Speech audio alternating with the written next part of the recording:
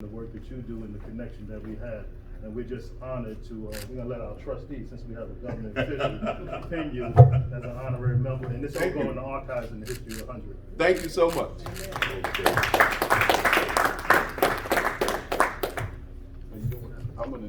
And let us know when you have your Wednesday, since we do cover Brooklyn, we would love an invitation to his church on a Wednesday or the appropriate time for a service with 100 could visit your church.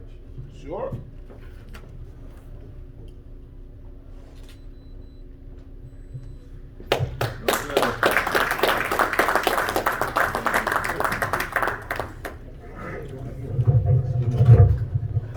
Thank you again.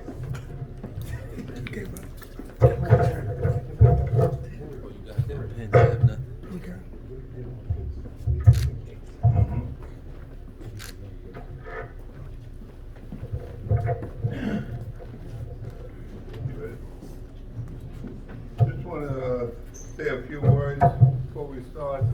Glad to see the Big Brothers, Big Sisters. I was a board of directors member 25 years ago in Levittown, in a little square. But I learned a lot. I helped young kids formulate their lives and everything. From there, I was homicide South detective in Manhattan, came out here, retired as the undersheriff in Nassau County, started a school program, got 9,000 diplomas for dumb kids that thought they were dumb. You wasn't dumb, you was the smartest kids, but you wanted to hang on the corner. How many parents called me up and cursed me out? How dare you? I said, I'm their mother and father here for 8 hours. I tell them when to go to bed and when to get up. Thank you, and have a nice evening.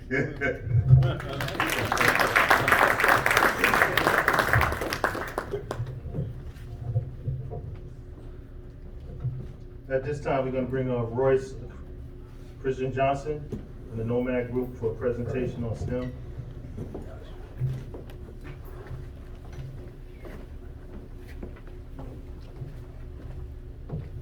Hello, thank you, 100 Black men and guests. We would like to present ourselves. We are the Nomad Group, me and our CEO, Kevin Horton over there. I'm the Chief Marketing Officer at Nomad Group, and we are a STEM and EdTech community-based, community-driven organization. Basically what we do, or we're dedicated to eradicating the barriers of economic development in the Black and brown communities. Some of those immediate focuses are providing programs and services that will increase public safety, decrease violent crimes and incarceration, and provide access to workforce development programs for the future of work and entrepreneurship, and to build out the new industry revolution 4.0 companies. We work with departments of education, school districts, charter and public schools, and community-based organizations to help implement STEM programs to improve learning environments and to promote social and emotional development, build awareness and access to STEM pathways, and increase support and representation. Some of our areas of focus are aerospace and air mobility through drones, esports and entertainment, through careers in professional gaming, engineering and innovation through acts of building coding apps, and doing engineering creations and projects. We do we're trying to transform community spaces like this into smart classrooms, into esports labs, maker spaces, and we're focused on being a part of the metaverse and Web3 and AR and VR. With our STEM programs, we focus on video game design, product development, 3D modeling, app development, content creation, getting the kids Part 107 drone licenses and drone engineering backgrounds. And we really focus on STEM and workshops So we're gonna do STEM Saturday nights with the schools and with community places. Do STEM nights for parents and students. Have a STEM program, summer camps that we're looking to do in New Jersey and New York, as well as Philadelphia. STEM workshops and STEM tournaments that are involving, the esports and the gaming as well. So we just wanted to just give awareness of our group. We're really looking for spaces in the future. We're looking for funding, and we're really just trying to build up the program as well. We have a team, about 20 of us put together, and we're expanded throughout the United States and other continents as well. So we're really just getting our foot in the ground, and we're just happy to be here tonight. And I appreciate you guys' time and development just hearing us out.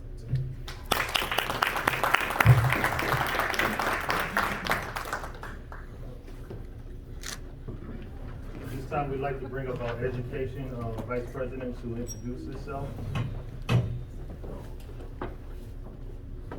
Good evening, everyone.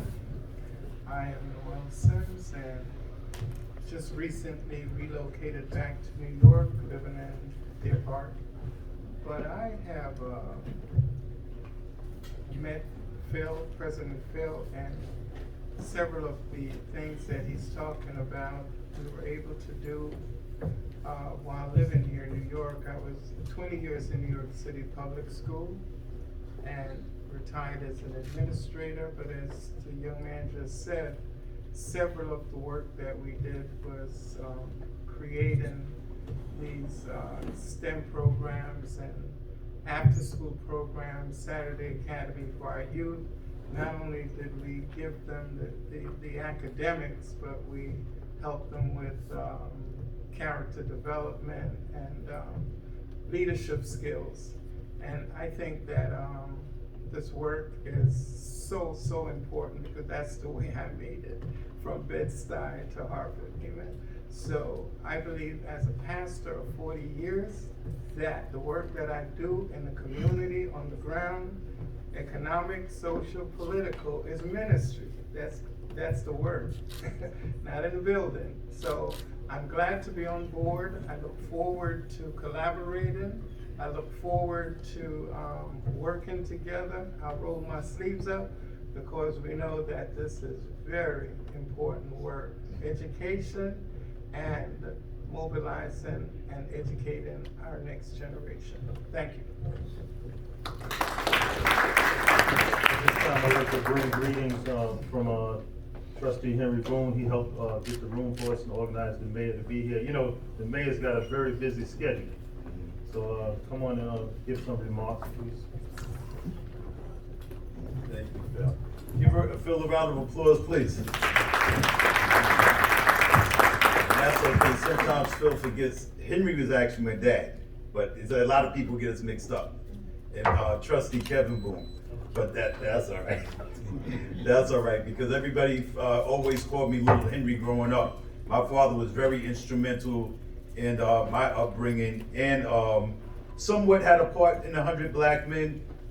He really was more of a community person. He was one of the committeemen, but he was also one of the people that was instrumental in helping Mayor Gardner get elected, and being that first African mayor here in the Incorporated Village. So I looked up to them big time.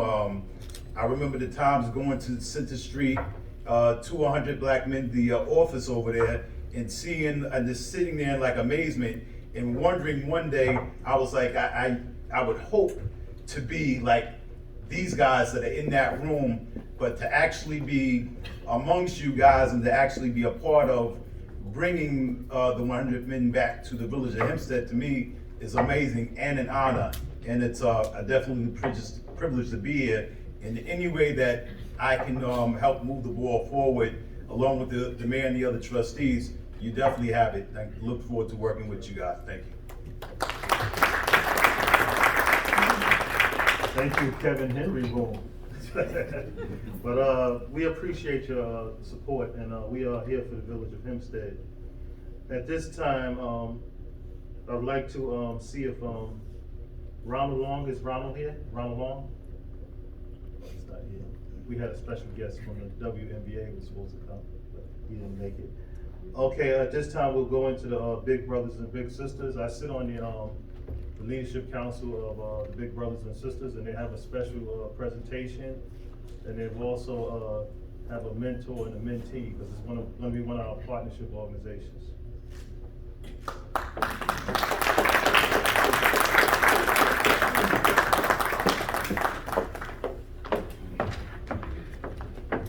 Hi, good evening, everyone. Thank you so much for having us here tonight.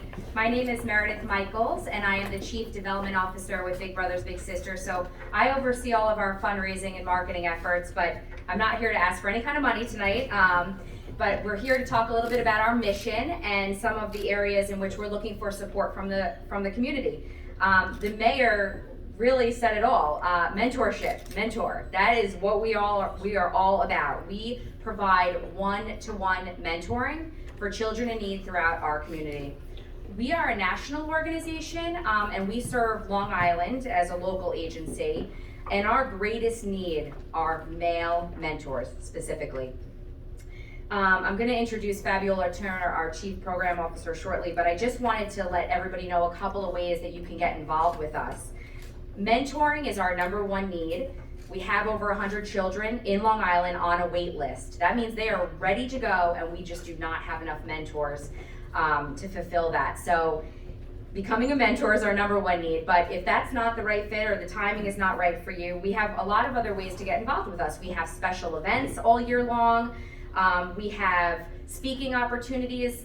Phil invited us here tonight, and we're so thankful. If you have other groups and other organizations that you are a part of and would love for us to come out 5 minutes, 10 minutes, we welcome the opportunity to speak about our mission and our need for mentors. The more people that know about the needs, the less children will be on this wait list. So we serve all of Long Island, and we are in a lot of the communities that a lot of you individuals live in, and we really, really, really need more people talking about our mentoring program and the need for more mentors. So raise your hand if you're from the staff here. I just want everyone to know Big Brothers Big Sisters staff, and we have 2 board members here. Thank you guys for being here. If you have any questions at the end of this program, please find one of us. We encourage you to visit our website, follow us on social media, share, like our posts, and spread the word about our mission, our one-to-one mission, mentoring program, and just let people know about the need for more mentors. So I'm going to hand it over to Fabiola Turner, our Chief Program Officer, to tell you a little bit more. Thank you, Meredith.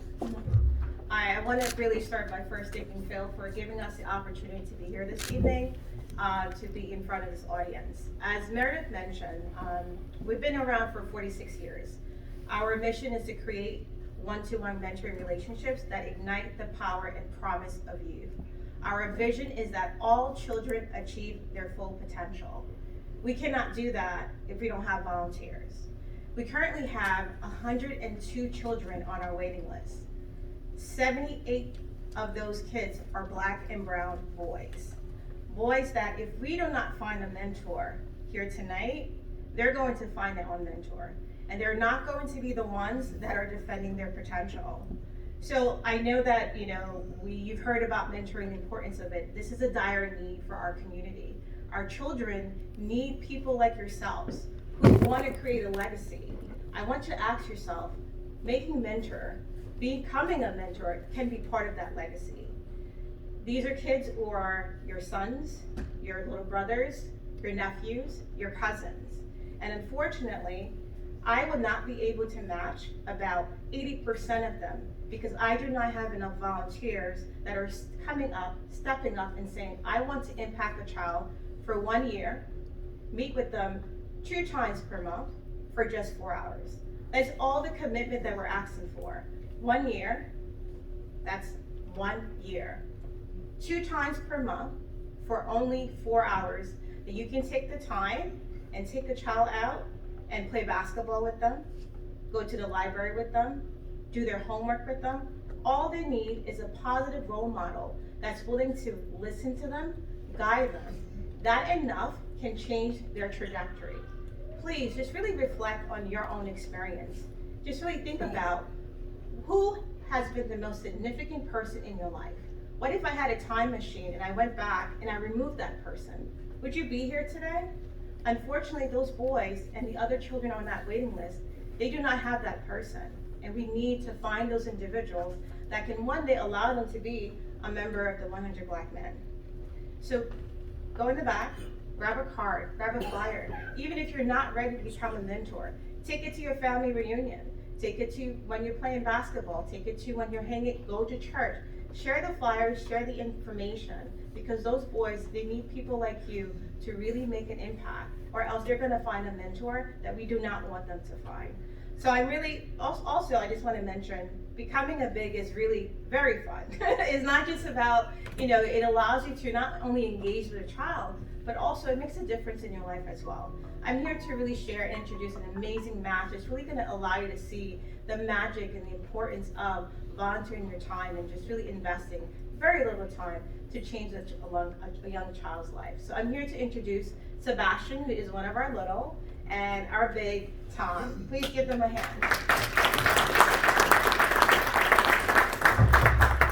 Thank you, Fabiola.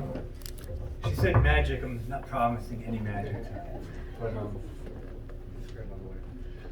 so my name's Tom Fazio, and I'm a big brother.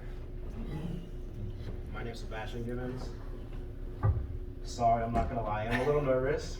I just want to state that out there. But my name is Sebastian Gibbons. I've been a little brother for Big Brothers and Big Sisters for over 7 years.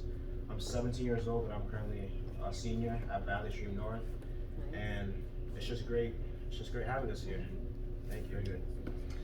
So thank you for your time. We're going to take about 10 minutes here, share our story, share a little experience. I don't know if we have any Q&A, but basically share our story. So the year is 2015. I'm in a business networking group on Long Island. I had been in that group for 5 years already. That group is mainly salespeople. I'm in sales, but also in that group was one person that was from a charitable cause. His name is Mark Cox. Mark Cox, at the time, was the business development officer for Big Brothers Big Sisters of Long Island. He later became, and still is, the CEO of Big Brothers Big Sisters of Long Island. During those meetings, we met quarterly. We went around the room and tried to find introductions for each other, usually sales introductions, right? We want to try to make our number, make our quota, and sell our products. But when it came around to Mark was selling, but he talked about fundraising and the agency and events that are going on. And everybody in the room, not too different from this, maybe about 12, 15 people, every time we heard Mark speak, we're like, yeah, we got your back, Mark. We'll go to the events. We went to fundraiser events.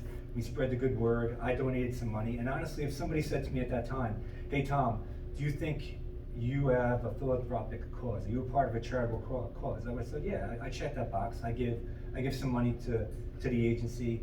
I give some time to the events, and I spread the good word. At some point in late 2015, Mark approached me and said, Tom, the money raised is like the gasoline, right? It's no charitable foundation is going to say no to any donation, right? They want your money. That's all good. But the engine, he said, Tom, the engine of the people, and in this case, the Big Brothers and Big Sisters, he said, why don't you give it a shot? So I'm divorced, no kids of my own. I'm like, all right, I think I have some paternal instincts. I've coached sports before, I taught a little bit. I'm like, you know what, let me give this a shot. So in December 2015, I applied. In January, I found out I got accepted. It was an interview process to it. I got accepted.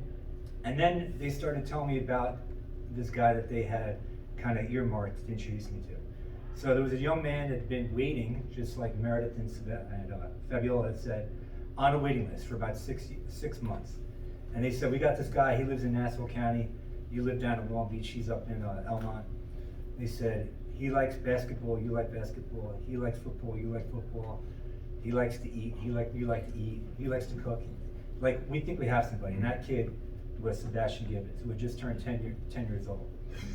So I said, all right, let's meet. So how it goes is you have the potential little, this is a meet and greet to see if there's a fit. So you have the little, the potential little, the potential big, a case manager or support specialist as we call it, and Lourdia, which is Sebastian's mother. So the four of us sit down, we talk for a little bit, and then we have a little breakout, right? And we talk one to one for a little bit. And I remember they gave us a little crib sheet of what things to maybe ask back and forth. So here I am, a 40-something-year-old dude with a 10-year-old kid, asking questions back and forth, get to know each other.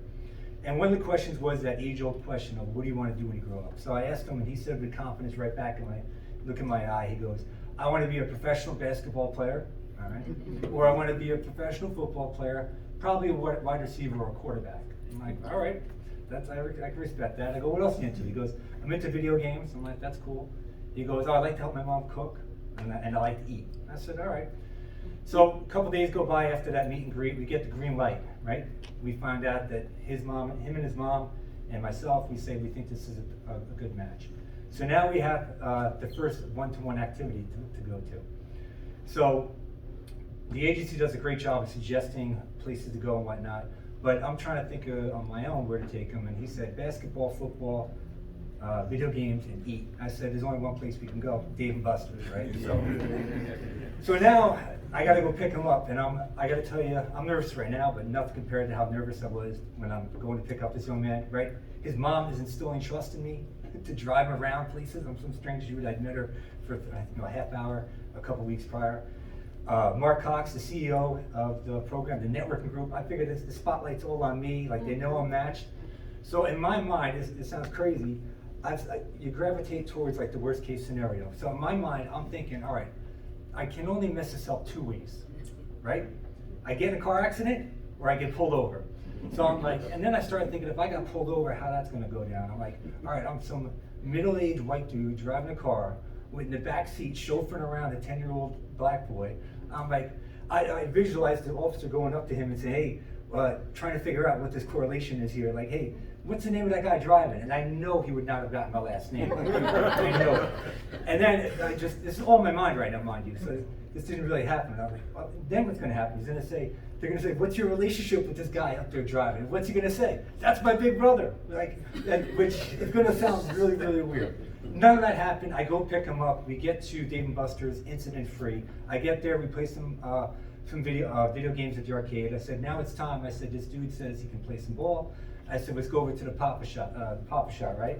So we go over there, and it was about 30 seconds. I don't know if you remember the results, but it was not good. He made, I think, one shot. I said, we do not have Steph Curry coming up. I'm like, all right, let's try the football out. So they have those little holes there. You throw the mini footballs through. Same result. I'm like, this dude is not going to be an NFL quarterback anytime soon. Now, I should pause there because standing next to me, he's a senior now, but he's a 2-year varsity letter recipient, starting lineman for his high school. So he did become a lineman for his football team. So then just to continue quickly with the story, we got to eat, right? So we sit down at Dave & Buster's. He ordered the burger and fries. I ordered chicken fingers and fries. So we get our food, and I look over at him, and he is, no lie, about 3 bites into his food, and he starts bleeding from his freaking mouth, right? I'm like, oh my God, he bit into his own tongue. So I start looking around, you remember this, right? The 10-year-old kid, you barely know him, he's bleeding now. And I'm supposed to be watching over him while his mom's like waiting for me to come back. And I'm like, oh my God, what do I do? I'm looking around. Don't scare them, please. No, it gets better. We've made it 7 years. We've made it 7 years. So we blattled up with some napkins. He can eat like a horse. He powers through it. He stopped the bleeding for the most part. He finished his burger. Now I'm eating, and a couple minutes later, I kid you not again, I get a piece of chicken tender stuck in my freaking throat, and I'm trying to keep calm. And you ever had that feeling? Not just like lodged there, like I can't breathe. I'm trying to stay calm. I can't talk. He's like, "What's going on?" Cleared that, all good. But then, so that was the end of our match. But that activity, we got through it. But I'm like, "What is going on here?" Like, I have all these paranoia in my head about getting pulled over. I said, I almost choked. So then I started thinking about, I'm gonna take this kid home, and his mom's gonna ask me how our trip, our first activity went, right? So I have this vision in my mind again. Her name's Lordia, and she's fantastic. Lordia, I visualize coming out and saying, hey, how was your first activity? I'm like, well, your son can't shoot for crap at basketball. He's not going to be an NFL quarterback. I almost choked myself out in a chicken tender, and your son came home with a bleeding mouth. He was like, should we do this again in 2 weeks? You know, like, so that's what I was thinking. I took him home, incident-free, and everything worked out. So that's our story of our first match. Everything since then has been pristine and stellar. But fast forward to this week, I reached out to Fabiola just to get a vibe of some things to cover here. And I said, hey, Fabiola, talk to me. I said, what should I cover? She said, tell your story, share some experience, and talk about the growth and impact, the growth of this young man and the impact that hopefully I had on him. So we had a brainstorming phone call Monday night, I think it was. And I said, hey, Sibs, I said, on Thursday we're presenting. We got to get our stuff together, some talking points. And I mentioned that word impact. And I said, why don't we take some notes, put some thoughts down on paper, text me tomorrow some notes, and let's jump back on the phone. And I have the text here, and I want to share it because it means a lot to me. And so he wrote, did you edit yours? Or you want to use this one? Use this one. So this is what he wrote. I think it's better if he reads it off. So he wrote this to me as a notes on impact. All right, so I wrote something speaking on impact and how important it is and how Tom did impact me. First thing I want to say is that he did make me smarter. He made me smarter. He answered my questions. He was always open with me. He never shied away, and he showed me how to do things the right way, how to do things uniquely too.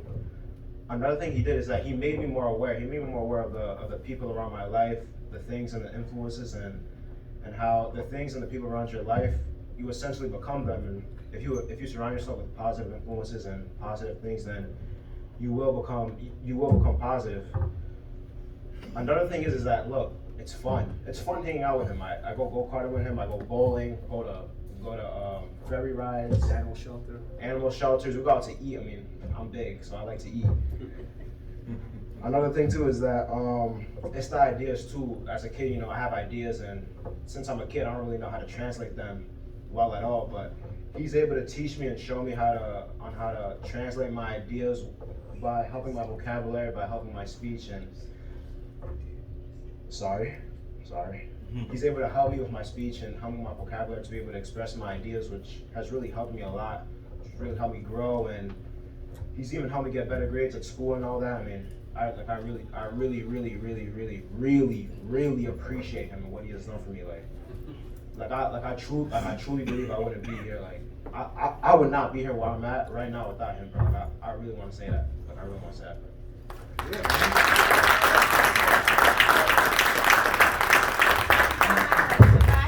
He's actually graduating high school, and what do you want to study now?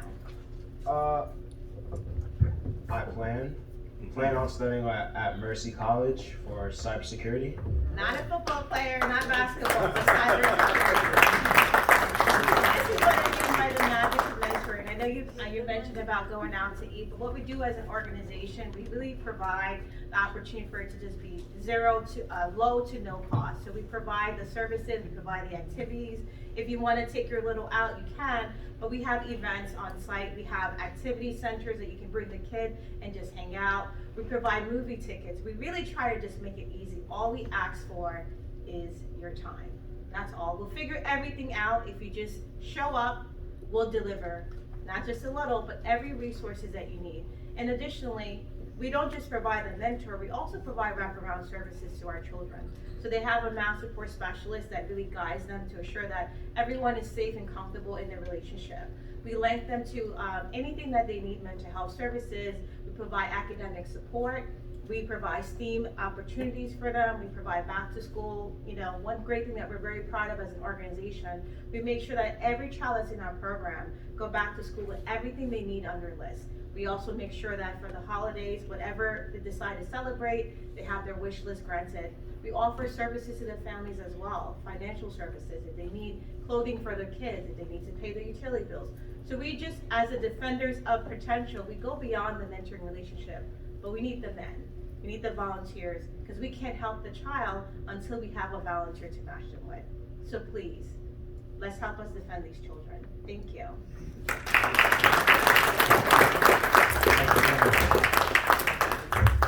Can we get a picture with Phil?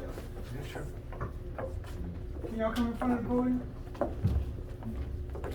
Phil, after this, can we go to Nassau? That's good.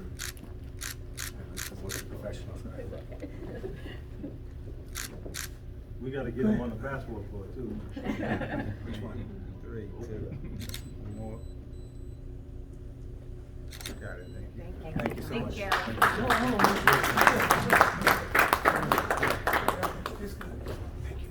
I'd like to also propose that Fabiola, one of the things I also want to look at is that we have a variety of men from a lot of different professions, where we could have a career event where we could expose the young men to different careers that we have in this organization. And secondly, on the notice that he's going to college, 100 Black Men of America has a scholarship fund, but it has to come through the chapter. And I believe that he's a good candidate to be our first scholarship candidate for 100 Black Men of America. So I want you to date the application, and the president has to sign off on it. It's something like the White House. Thank you. At this time, thank you for that. We're gonna bring our membership chair up, Alvin. And we are a membership-based organization, and membership supports the programs. That's how we're gonna raise funds through membership and galas. Just give the public a little bit of stuff on this small business grant. That's Newsday. So he's taking care of both. He can do the economic piece and Okay. the. She wanted to talk about this or just the membership?